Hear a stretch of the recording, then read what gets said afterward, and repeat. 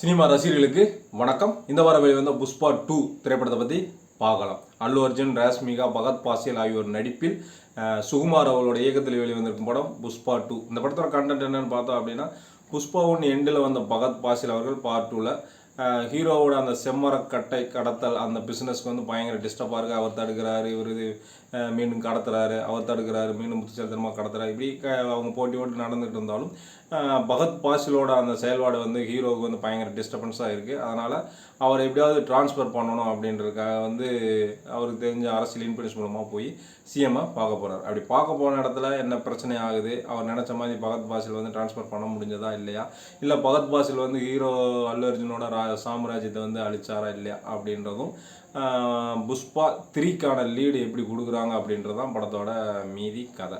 மொத்தத்தில் படமாக எப்படி இருக்குது அப்படின்னா, ஃபர்ஸ்ட் ஆஃப் எல்லாமே மிக சிறப்பாக நல்லா இருந்தது. பகத் பாசிலுக்கும் ஹீரோ அல்லு அர்ஜுனுக்குமான அந்த ஒருத்துக்கு ஒரு போட்டி போட்டு ரிவெஞ்ச் பண்ணிக்கிற மாதிரியான அந்த சீக்வன்ஸ் எல்லாமே ரசிக்கும்படி நல்லா இருந்தது.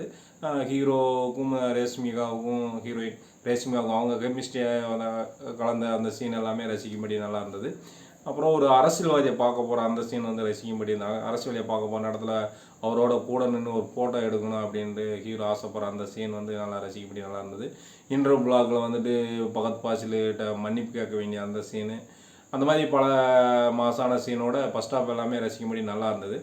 செகண்ட் ஹாஃபில் தான் எனக்கு வந்து இந்த ஃபேமிலி சென்டிமெண்ட் கலந்த சீக்வன்ஸ் வர்றது வந்து கதையின் போக்கில் கொஞ்சம் விலகி எக்ஸ்ட்ரா ஃபுட்டேஜ் மாதிரியான ஒரு ஃபீல் தர மாதிரி தான் இருந்தது.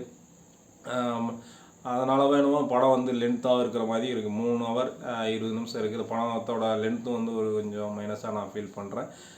அந்த ஃபேமிலி சென்டிமெண்ட் சீக்வன்ஸோடு வரக்கூடிய ஒரு ஃபைட் சீக்வன்ஸ் வந்து கையும் காலையும் கட்டி போட்ட நிலையிலே ஹீரோ ஃபைட் பண்ணுற அந்த வாயாலே கடிச்சு ஃபைட் பண்ணுற அந்த சீன் வந்து எனக்கு ரொம்ப லாஜிக்லெஸ்ஸாகவும் ரசிக்கும்படியாகவும் இல்லை. அந்த மாதிரி நிறையா வந்து லாஜிக் இல்லாத ஓவர் பில்டப்பான சீன்ஸ் நிறையா இருக்கிற மாதிரி இருந்தது. அதுவும் படத்துக்கு மைனஸாக இருக்கிற மாதிரி நான் உணர்கிறேன்.